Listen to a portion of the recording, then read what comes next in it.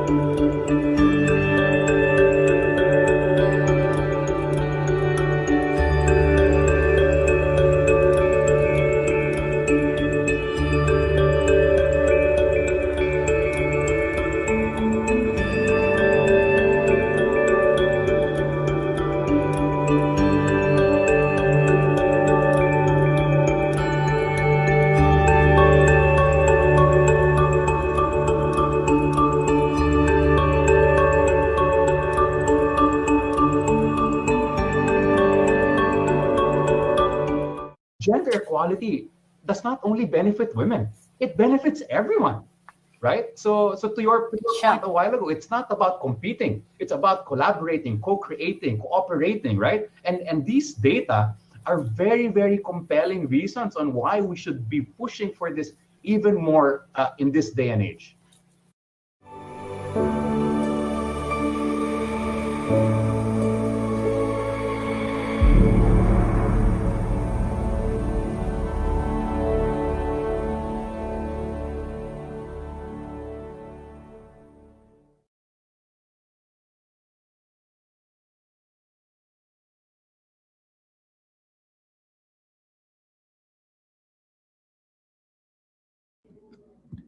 Good morning, good afternoon, and good evening, social entrepreneurs and change makers leaders in all over the world.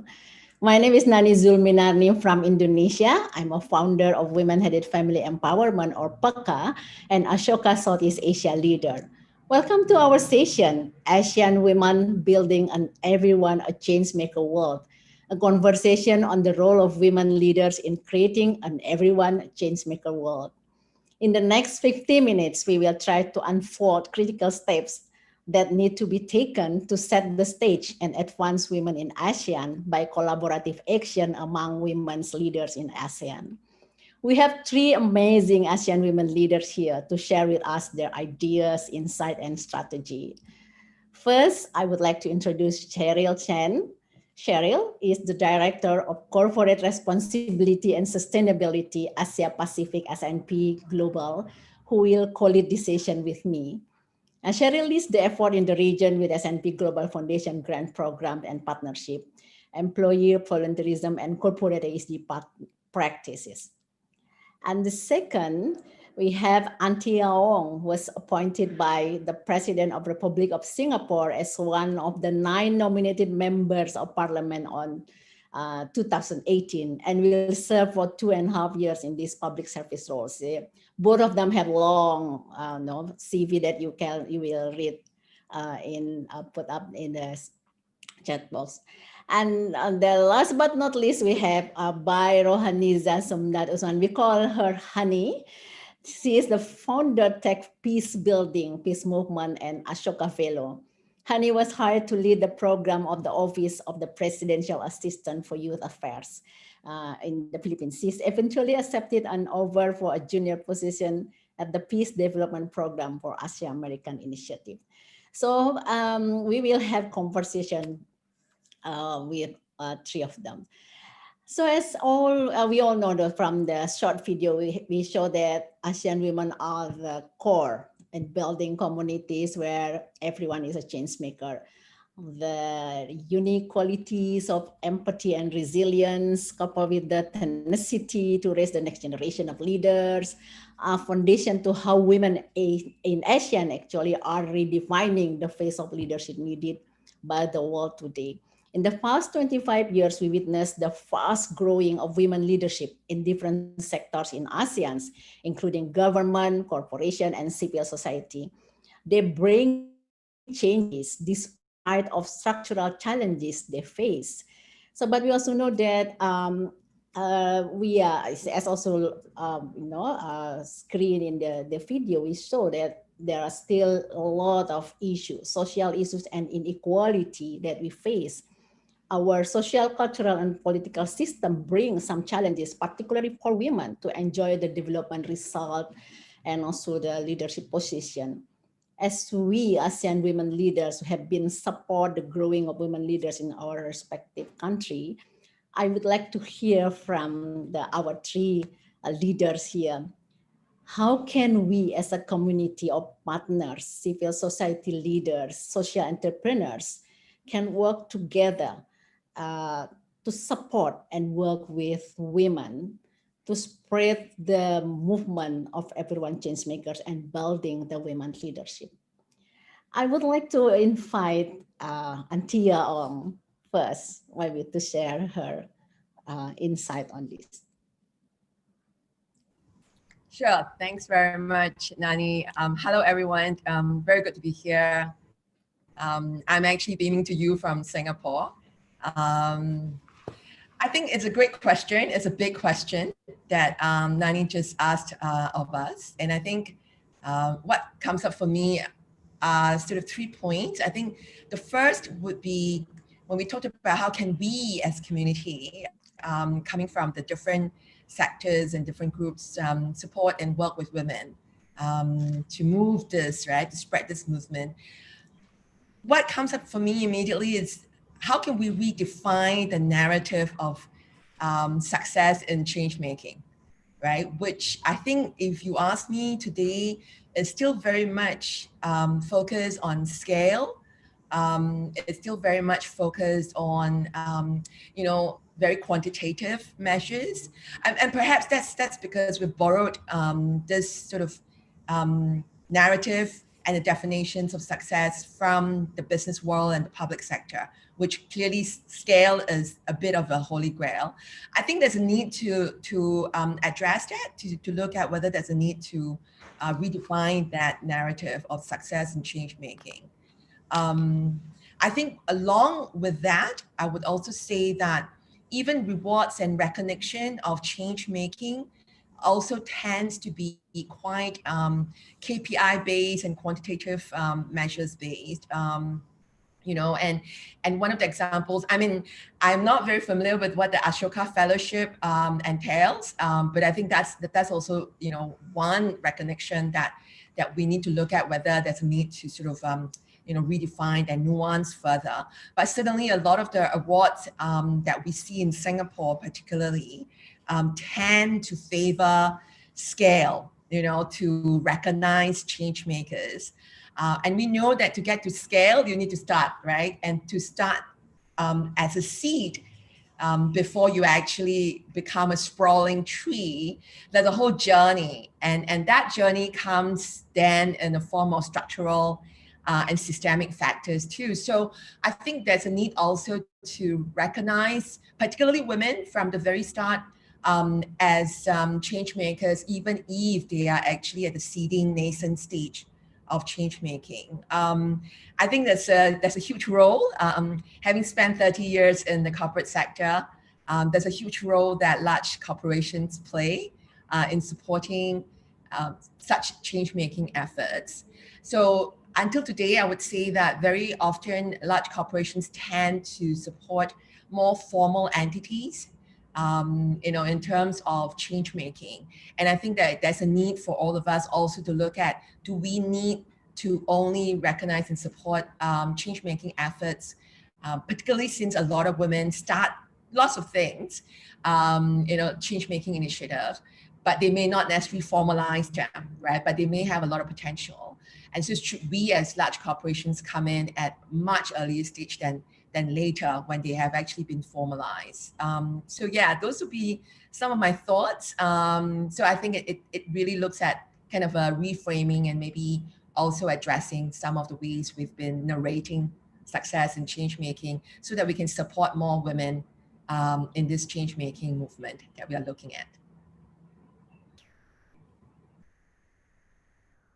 This is really great, I think, to redefine and change the narrative and not only look at the scales or the quantitative part of this, what we means by change, yeah, when it happened. Is it like scaling, or we would like to more on social relation or cohesions, which usually women have to face in terms of building their leadership and lead the movement.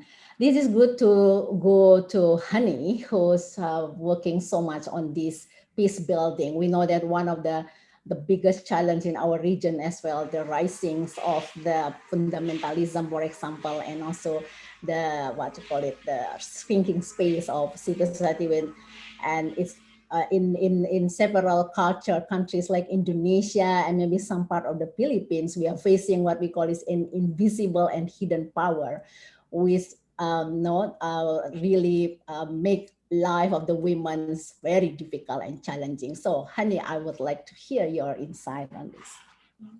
A peaceful day, everyone, and to our Muslim brothers and sisters, Assalamu alaikum wa rahmatullahi wa barakatuh. So I'll be coming from a culture of peace lens. As a peace educator, I have been asked this question numerous times in the past months, with all the challenges that we have been facing as women and as human beings. In a time where we have a lot of uncertainties as change makers, I always get asked, how can we embrace peace? How can we really find peace in the midst of everything that's happening? And what we did in our organization, which is Teach Peace, Build Peace movement, was focus on how we can be the source of love and peace, of people creating positive change, creating that kind of community. And I think in a time like what we have now, when we talk about, creating change-making movements, being a part of a change-making movement, it is very important that we also integrate the caring for carer lens. This is one of the things that that is taken for granted. With everything with all the roles that we have as women in our communities. In Teach Peace, Build Peace movement, we call it practicing our own personal time or peace time. We have been sharing practices that we can live by to other change makers as well, especially to young people, to find peace in times of uncertainty. So these are mantras or reminders to ourselves that can help us still see peace, find peace, say and do acts of peace in the midst of difficult times. As change makers, we need to, of course, take care of ourselves. That's why I said we have to really integrate the caring for care lens. And taking care of ourselves should always be included in our community of change-making movements. As human beings, I'm sure We are all experiencing this as women. We're all experiencing this. We all have limits. There will be times that we will lose our energy and question what we do. Personally, every time I'm in my breaking point, I make sure that I pause, I step back, I choose to do things that can make me feel better and make the situation better. So as a community, we always have to intentionally choose this path and perspective. We have to really have that kind of consciousness, that kind of awareness over and over again. And every time we give, as women, we give ourselves to others. We also lose a bit of what we are able to give. So all of us here are change makers. All of us here are leaders. We have sacrificed a lot and are continuing to sacrifice even more for others. So it is okay to love too much, but please make sure that you're able to fill up your love and inner peace tank once you feel that your heart and mind are getting exhausted. In our organization, we have also noticed that women are born with such special gifts that have contributed to creating a peaceful and change maker world for humankind. A gift of caring, a gift of nurturing, a gift of strength, a gift of healing, a gift of building bridges, and that kind of moral imagination that give a unique perspective to understanding and responding to conflicts and different issues that we have been facing in our society. So with these innate qualities that women have, I would say that women were born to nurture and cultivate love, peace, and goodness. So in the conflict affected areas where we do our peace education missions, I see a lot of women supporting their families, their children, fellow women, and the entire community amidst whatever crisis they are in. So I've met a lot of women who have always courageously taken steps of building empathy, understanding, and solidarity to create a culture of peace, a culture of change making in their communities. So for us, since women have created that kind of community, a community of change making, a community of nurturing our younger generations, that makes women's vital role in sustaining and everyone a change maker world. We also have continued developing girls. We have continued developing children to be also change makers for peace. So when we talk about sustaining the movement, sustaining that everyone a change maker world, we also have to look into not just taking care of ourselves, but also look into how can we really develop the next generations of leaders, the next generations of change makers. Back to you, sister. Thank you, Honey. So I think as women, particularly in our region, we play the multiple roles. I remember the Saraswati pictures with women with so many hands doing a lot of things. That's why Honey says it's good to really, to also focus on ourselves, to develop ourselves, because we also have responsibility for the new generations. Yeah, this is good to start to ask Cheryl, because S&P has developed cooperation with Ashoka, develop young women entrepreneurs in our regions, and very much focus on this, how to really nurture and mentors the development of new entrepreneurs, new leaders in our region. So we have this more energy. Okay, Cheryl. Thank you so much, Ibu Nani, and hello everyone. Really glad to be part of this panel and the opportunity to share and have a conversation on this topic on ASEAN women building and everyone's change maker world. And thank you so much for those insights, Anthea and Honey. I really resonated with your points on the redefinition of success, on change making beyond scale and quantitative matrix, and Honey, to take care of ourselves so that we can continue to love others. And it's nurturing ourselves so that we can continue to nurture others and to bring up and rise up the next generation of leaders, right? And if I can add on working together for collaborative impact, there are two key points that I would like to share on the power of collective influence and evidence-based advocacy and solutions. On the power of collective influence in the social space, I really believe that we are at the cusp of a new modus operandi. today's issues are way too complex and multifaceted to be solved alone by any single entity or sector. And we have to bring together our expertise, our experience, our assess from different sectors to tackle issues at the systemic change level to address the root cause for sustainable change in the long term, rather than to continually address the recurring systems, the symptoms in the short term. And as a case in point of coming together and building a collective platform, I'm really proud of our joint, S&P Global Foundation and Ashoka program in year one, where we had the launch summit in August, and we are very honored to have, Vice President of the Philippines, VP Lenny, as our keynote speaker, and over 300 social entrepreneurs, corporate supporters, including DBS and the Ford Foundation, and our stakeholders in the space to come together and celebrate and recognize the dynamic leadership and impact of women social entrepreneurs in ASEAN.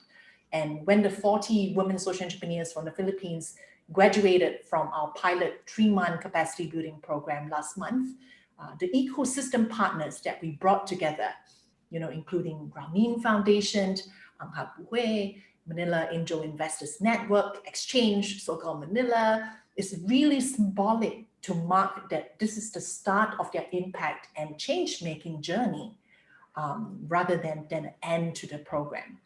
And on the second point of evidence-based advocacy, sometimes as observers or social impact practitioners, we know the pain points and the leverage points intuitively, but when there is evidence and data, it provides much more objective justification on resourcing, effort, and attention, all three which are very precious resource, especially in today's context where there are so many pressing social needs and opportunity cost. And especially for S&P Global, we believe that there are insights, trends, and stories in data in the business and financial sectors, but also similarly in the social and impact space. And building on the brief data points that were shared in the video earlier, in our joint research paper published in year one of our program together, we did an extensive analysis of quantitative and qualitative data from 150 social entrepreneurs, 110 women, 40 men. We have some intuitive and also counterintuitive findings from our research. More women social entrepreneurs face gender barriers, not surprisingly, but that actually translates to greater challenge in engaging predominantly male policymakers. 67% of them have yet to impact policy change, whereas 60% of male social entrepreneurs. But however, women social entrepreneurs have seen more success in replicating their work, despite the challenges on policy change. 44% of women SEs have replicated nationally compared to only 30 plus of male social entrepreneurs. And 24% of them replicated internationally compared to 20% of male social entrepreneurs. And in our objective of creating an everyone's a change maker world, most women actually choose training as their primary approach to scaling, while the men typically choose partnerships. And the top two primary focus for men and women social entrepreneurs are helping the less educated and poor. The women social entrepreneurs tend to work towards inclusive economies along the social, cultural sensitivities and fault lines, such as those underserved due to their sexual orientation, religion, race, ethnicity, language, which are the divisive fault lines that we see in the society today. So all these key evidence and findings really gave us the rationale and the case, the business case, and the imperative to build more women social entrepreneurs, to build the capacity of existing women social entrepreneurs, and to do so in a collaborative and cross-sectorial way. And Ibu Nani, I'm really keen to hear your thoughts on this big question as well.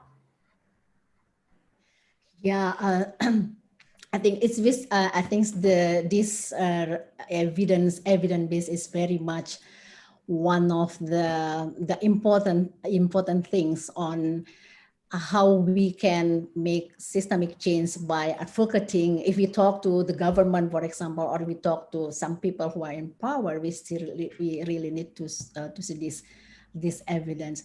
I'm very much would like to, I think I'm very much resonate to what Antia has in response to your question, Cheryl.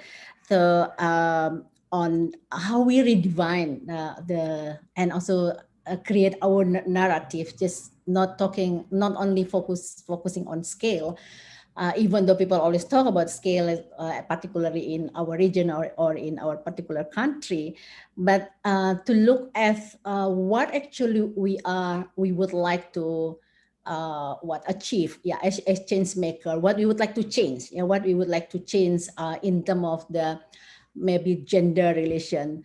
I think the biggest challenge that we face, particularly, I'm a grassroots organizer, so building a grassroots movement, is really on what I always said, invisible power, where the women, especially in our culture, really controlled by the mindset, the social process, which really push women back or bring women back into the box. Yeah, so women, it's very difficult for women. I don't know in other countries, but in Indonesia, there is a push now to really bring back women into their traditional roles and as the ideal women, rather than women exercise their power, they empower themselves to assert themselves.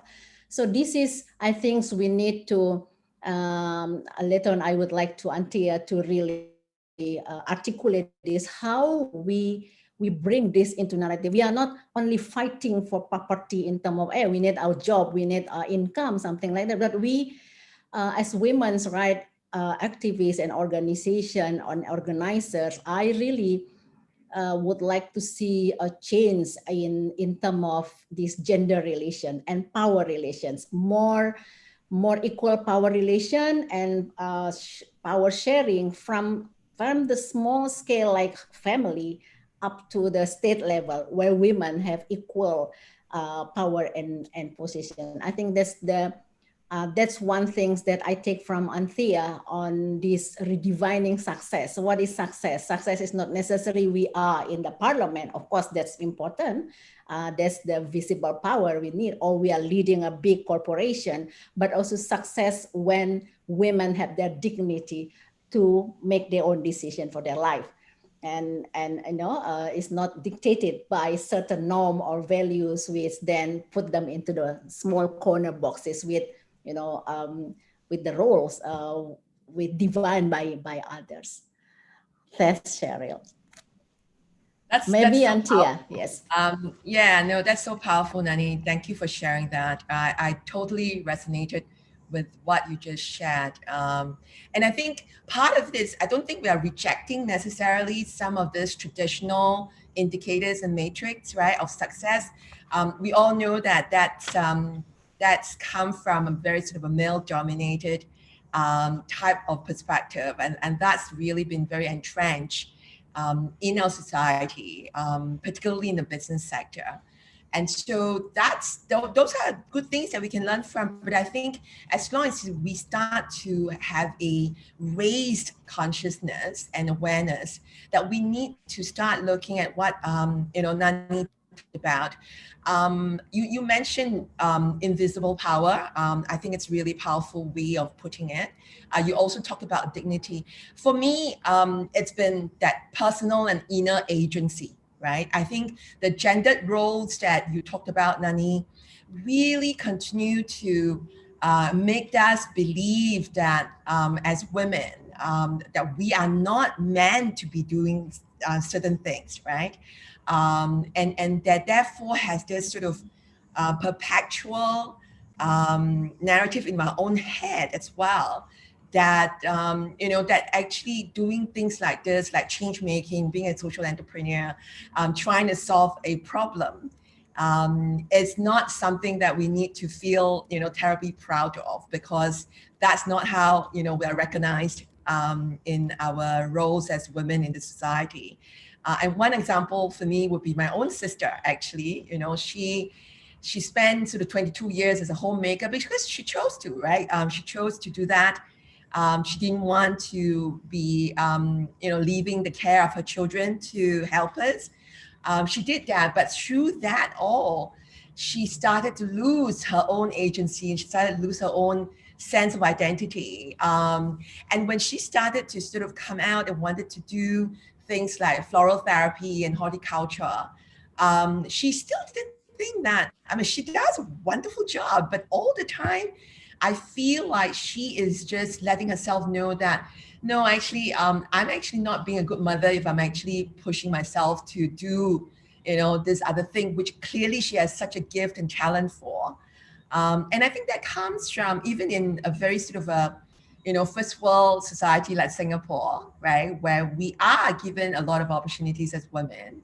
That gendered role is still really deep, within us. Individually as well. So I think that is why it's so important for us to create opportunities and spaces. And that was what we were trying to do when we started A Good Space. So A Good Space is Singapore's first cooperative of change makers. And it's not only just for women change makers, but for change makers, because we really want to make sure that no matter how hyper local, how small an initiative that you may think that you have started, we still want you to be recognized. We still want to bring you into this community that celebrate change makers of any level, of any shape, form. It doesn't matter whether you don't have a charity that you form or a private limited as a children enterprise, even if it's still something that you do individually for your little community. We want to recognize that, right? And so we set it up as a cooperative so that you also have that co-ownership. There's actually a place that recognizes you, that belongs, that you feel belong and rewards you. And to Cheryl's point of collaborative influence and impact, is exactly what we're trying to do at A Good Space too, Cheryl. We're trying to nudge, different change makers from different sectors. We tend to stay very silo, but if we actually come together, then we can actually together create impact. And from that, no matter how small you think your change-making initiative is, you are part of a larger impact that we are creating together. And I think that then helps us to sort of address some of the challenges that we've been talking about for women as change makers. Honey, definitely, girls, children, youth, we definitely need to let them know that they can do what they want to do as change maker. They must believe they can be change makers from the get-go. And I'm so thankful for my parents. For some strange reason, they allowed me to just, go catch grasshoppers in the field behind our house, even though, they would have liked me to play with dolls, I think. And I actually sold the grasshoppers to the bird shop to get some little change for my candies when I was a little girl. And I'm so thankful that they let me go play in such a unconventional way as a little girl, So that would be my thoughts. Anthea Honey, mentioned. yes. Anthea mentioned about raising consciousness, raising awareness in the communities that we are in, which is grassroots communities affected by conflict and violence, to advance the women, peace, and security agenda. In these communities, there's a strong need to educate both men and women, beginning with our boys and girls. We started creating that culture of peace dialogues, discussing about different gender roles, the responsibilities of every sector to really sustain the peace education efforts that we have in areas affected with so much conflict and violence. I think in terms of collaboration, doing all of these initiatives through a multi-sectoral and intergenerational approach, I think will create more impact, and this will also ensure the sustainment for them to continue realizing what Anthea mentioned a while ago, the power, the power of change making, and of course, I'm really an advocate of children. So that's why I always mention about young generations, beginning with our children, because that's they are they are they are not just the future of this generation, but as you can see, there have been a lot of kids who have been faced with so much conflict and violence, and the problem is they when they are faced with their own with their personal struggles, they don't know how to respond to those struggles, and they tend to some of them sadly either join violent groups or other negative elements in our society, in our communities. And that's and if ever we continue educating them about, you know, realizing the power of change making, that would create a big difference in these grassroots communities. Yes, Nani? yeah, that's very powerful. And because in Ashoka, we also agree, we also realize the role, the importance of starting from the beginning with the kids. That's why one of the, we call it drivers for everyone Changemaker in Ashoka is really promote finding as many as possible young change makers, yeah, who can become leaders in the near future. I reflect from myself on the women's movement, for example. For a long time we have been there, but this gender roles, power relation, equal power relation is still, still far away from what we wish to have. In fact, there are so many indicators so that we are actually what you call it, far behind what we wish to achieve. So maybe back to Cheryl, how you and SNP, which have all this collaboration with Ashoka, see this uh, promoting the change makers from the early age. In addition, in line with, of course, promote women social entrepreneurs in our collaboration for the future. Thank you, Ipanani. One of our key corporate responsibility focus area is on creating an inclusive economy, as we truly believe that holistic social economic well-being comes from economic opportunities and economic inclusion. And circling back to Antia's point again, it really boils down to active choice.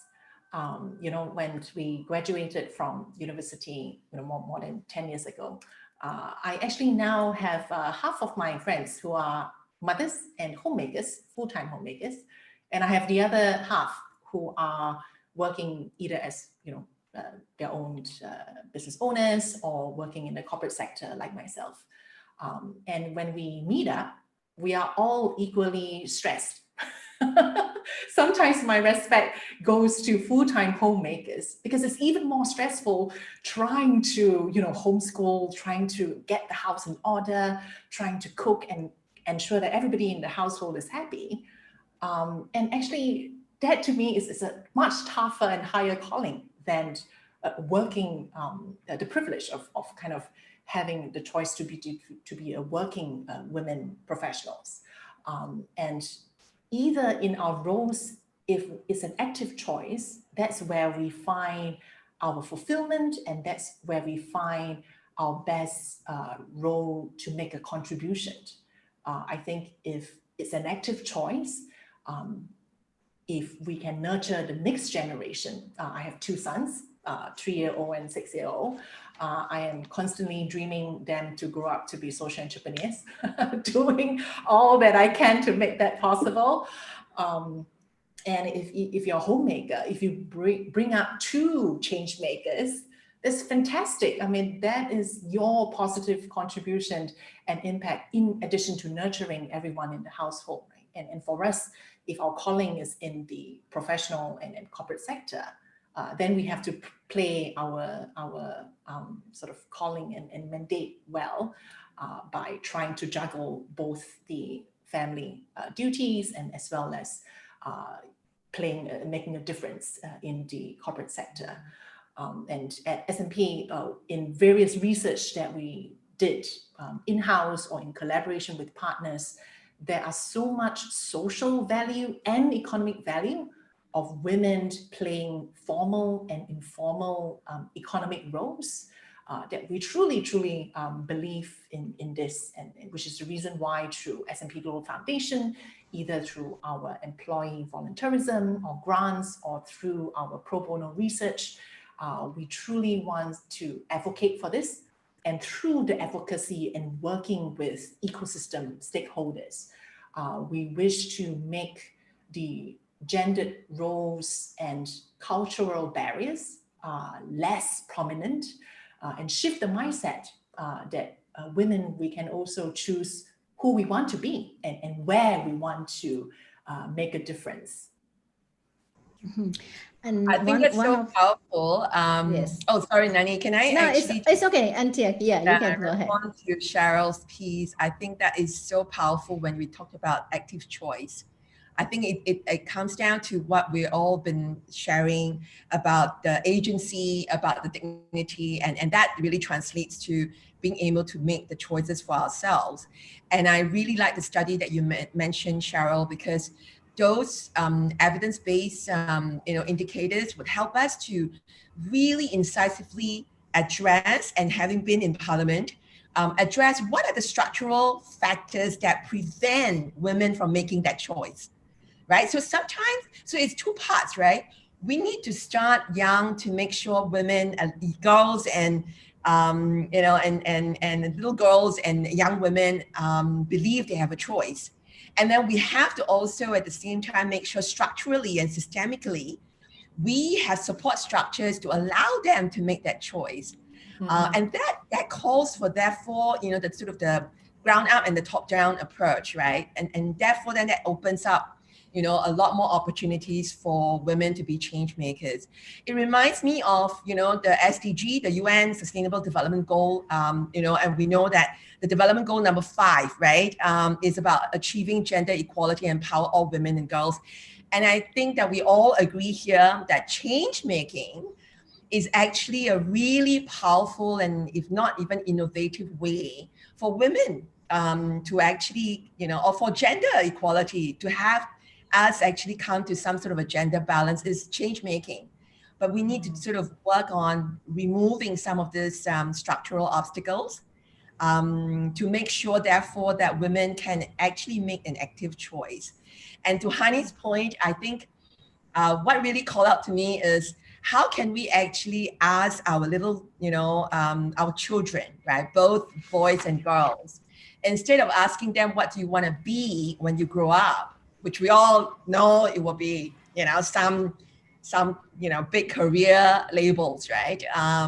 Why don't we actually start asking them, what problems do you want to solve, right? And then that might start at home, and that's okay. Maybe they just want to start, with how you actually arrange their life, and they want to have the choice of telling you how they want their lives to be arranged. I think that's a good start. But I think this sort of reframing of how we actually ask questions to our little ones would really help them to realize they have the agency and they can make the choice. I really love what you said about the active choice, that we can make women. Yes. Okay, I think we now can invite some to look at the question from the participants. I would like to call Diane. Yes, Diane. Yes, Please, Noah, yes. thank you so much. Thank you so much, everyone, for such a fruitful discussion. I think just to share some comments that are being floated around in the group chat from Siham, she said, the success of intervention depends on the interior condition of the intervener. This is by Bill O'Brien, and she explains, hence self-awareness and inner work are so important for intervention here. Just to give some questions, I think a question to ask to everyone from Arman is, how are you tackling the more backward mindsets that prevail in Asia, where women are presumed to stay at home, cook and clean, etc.? How are you convincing more rural areas of women in Asia and societies to become change makers? So this is an open question to you all. All right, yes. Who would like to start first? This very interesting question on this invisible power. I think, Ibu Nani, Yes, we would Cheryl. like to tap on your insights and experience as well. Yeah, yeah. There is push now. There is a trend in Indonesia, particularly to even campaign, to bring back women into their traditional roles. So, despite of all this very glorious economic development in Indonesia, there is very strong push to women to go back to their traditional role by highlighting the dangers of the world now, because like kids trapped into the drug users or all these kind of things. So I think one things that we do in Indonesia as women's rights movement and organization, actually we saw there are two what you call it, two strategy. First, using the data, just like Sherry says, that using the data and history that women in Indonesia work from long time ago actually contribute to economic and all any kind of the even though it is not recognized in the data in the whole system. So we showcase that, we make it visible that women contribute so much in economy. Even though they live in rural area, remote area, they do a lot of things, economic activities. So they are not the housewife. They are not, they're not doing traditional things. And that's one thing. So we uncover that to see, to show the Indonesian that it's not true that women's, traditional role women is in the house like this, like that. That's one. The second one, we also saw the data, the contribution of household work. Yeah. So if women, by active choice, decide to become a full-time mother and to become to stay in the house, maybe housemaker or whatever, uh, they also contribute economically. So in fact, this is, I think, the big advocacy we want to bring up. How to calculate, maybe Cheryl, you are expert on this, how to calculate the care work, unpaid care work that taken by women in our region, no, in our culture. Yeah, it's always women who do the unpaid care work. So just to show this is also important roles. We don't want to the people put the dichotomy that the women who stay in the household is not important compared to the one who do this economic, but both actually contribute to the economic development. So in Indonesia, there is a one of fellow, Asoka fellow in Indonesia, building this movement called professional mothers. So she organized mothers in farm all over Indonesia to become professional mothers, and then how to bring their kids become a change makers as a mother. No? If you stay at home as a mother, then how to really build a new generation and become very professional mother. So that's one of the response to that. Thanks, Sarah. Nani, I think that is a really powerful point of using data and history to illustrate. Sometimes in a cultural, societal mindset, we tend to have this colored lens of how we like to see things. But actually, when we look into the statistics and the numbers and the actual data, it shows that the real history is different, women, especially in ASEAN, I think, where we have some patriarchal societies as well, women has played a very, very significant role, both in managing the household and in enabling members of the household to be able to be contributors in the society. So I think that those are really good work. Honey. Yeah. I think for us, when we talk about systems changing, we first studied the gaps in the system, and one of the gaps is capacity building. I mean, we're talking about communities that are underserved, because the communities that we are in have been faced with, have been affected by armed conflict and violence for so many years. So there are not much opportunities in these communities, in these areas. So there are a lot of active women. Women have been like have been creating that stronghold amongst the members of the family, even amongst the members of the community. As I've said, they've been really strong supporters to one another. It's a matter of supporting them, educating them even more, tapping in their potential to create that multiplier effect. So it's as simple as a capacity building, trying to reach out to these areas. And for organizations like us, we really have been focusing on these areas because whatever happens in in the ground would really affect the top part of our society. So it's really a matter of how do you change the system, at the same time how do you also reach out to capacitate the ground level. And another gap is creating, the need to create that community of local practice where both the men and women work together. And we have seen that in our communities. But the first thing to do is to really create that consciousness that we have different roles. Yes, you are men and we are women. We should complement one another. So that's in the experience that we've had in areas affected by conflict. Okay. Any other question, Dian? Yes, of course. So just a question to follow up from that question just now. Over to you, Cheryl. This is a question from Soleil to you, Cheryl. How can men in our lives encourage and support their spouses to make that active choice and pave ways towards their own change-making journeys? Thanks, Dian. Is that question from someone I know? Actually, answering it from both perspectives. One from a personal perspective. My husband and myself are both working, but my husband's actually, his personality, if we take the DISC and all the other personality types, he is the disciplined, committed, and loyalist. And then I am the adventurous, free-spirited. So actually in our roles and responsibilities at home, in bringing up our two boys, he's actually the more committed one. He has a more fixed schedule in his work.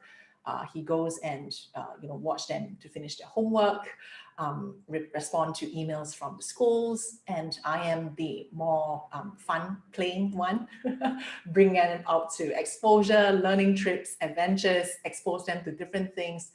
So as Hani mentioned just now, right, we are complementary. And I still remember a very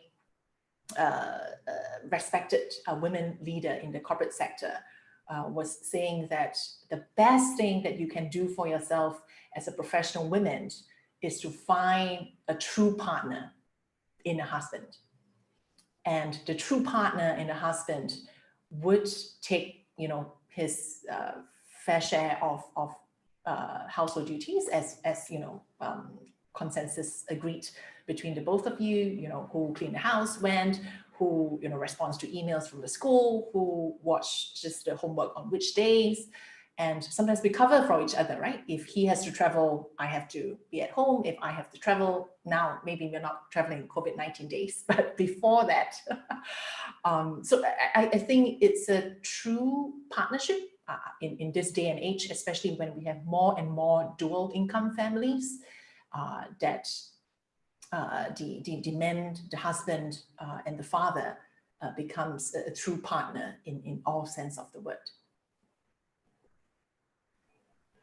Thank you, Cheryl. Just a couple more questions.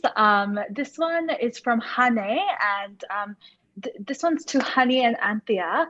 The question is, how do we make nurturing and healing human abilities and not just women abilities? Wow, what a question. Honey, can I just maybe jump in here first? What a powerful question. Well, the fact that you actually asked a question, whoever asked a question, that says a lot about you already. Because at the end of the day, I think we are really talking about the humanity in all of us, right? And that there are universal values that we all share, whether as women or men. So I think this is where the complementarities come in, you know, which Cheryl and Hani had been alluding to in the last couple of minutes. I think it's as much as we proudly celebrate ourselves as women and men, I think we then also have to celebrate this sort of larger concept of us, you know, as humans, right? And I think if we actually see that, then that empathy, that compassion, that is so much tied in with us getting to that depth of our humanity within us, would very naturally make us all want to be, you know, supporting that role of healing, right? And that role of sort of nurturing. And I think it's in all of us. This is just coming from a place of empathy that is really the source of empathy comes from humanity, which sits in all of us. So I would say that would be, you know, what, you know, we all need to go back into. Celebrate your whatever roles, you know, there's very surface level role in your family, community, your work.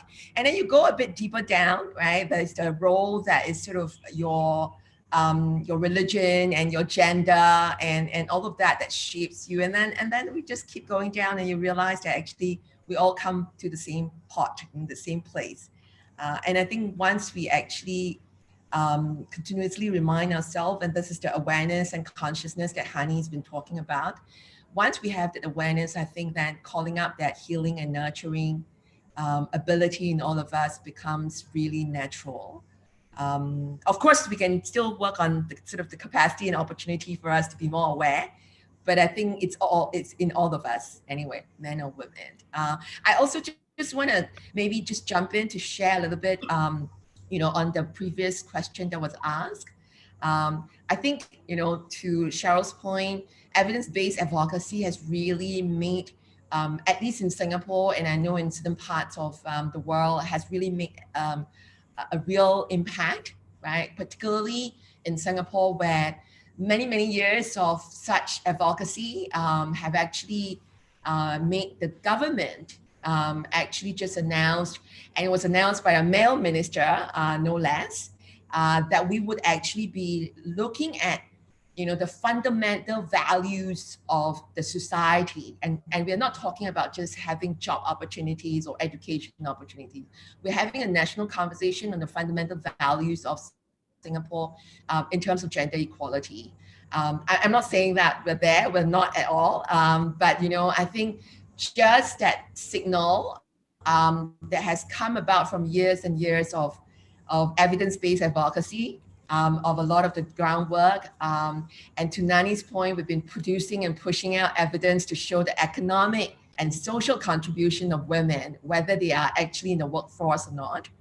That's actually, you know, resulted in this sort of a very deep seismic shift in policymakers. And I think that would help to reshape our social attitudes and behaviors as well. So great questions.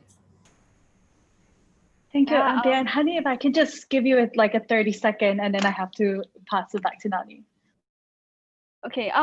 For us, when we talk about, of course, I'm biased with peace education. So when we talk about sustainable peace, either within self, within others, and when we talk about a culture of healing, a culture of change making, let us look into how peace education can contribute to that. There are a lot of you can search, you can also communicate with me if you want to know more about peace education. We have been doing peace education sessions, and it has created wonders, you know, in areas affected by conflict. And in these conflict affected areas, we're talking about the need for healing, the need to have peace from within. So yeah, let's try to explore on peace education approaches and strategies. Dian? Yes, I'll just pass it back to Nat. Thank you. Thank you so much. This is so rich. I think there are so much, we discover a lot of things here, from redefining success, the narrative, and also I think collaboration from very intimate space in the household as a family up to this community and also state and now the region. So there are so many things. So excited about this, but we have to end here. I just would like to thank you all the speakers, Antia and Hani, and my co-chair, Cheryl, for this very live and rich conversation this evening, this afternoon.